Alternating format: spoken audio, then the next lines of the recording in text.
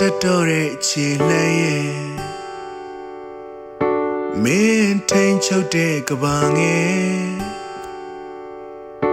ထားရခဲ့တော့မယ်ကိုအပြစ်မရှိပါပဲနဲ့မင်းပြောထွက်ခဲ့ပါတယ်အိုးအသက်ရဲ့ကိုစိတ်မချလို့ပါကွာထွက်သွားဖို့အစီအစဉ်ကိုခဏလောက်နောက်ဆောင်လိုက်ပါလား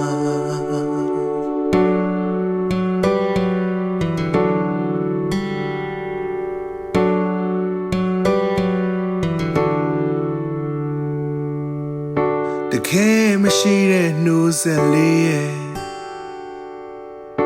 အိမ်မက်တက်တဲ့ကိုရဲ့သူအစွမ်းစားနဲ့သူလဲပတ်တော့မဲတဲ့မိုးလေးနိုင်ပြဿနာတတ်တယ်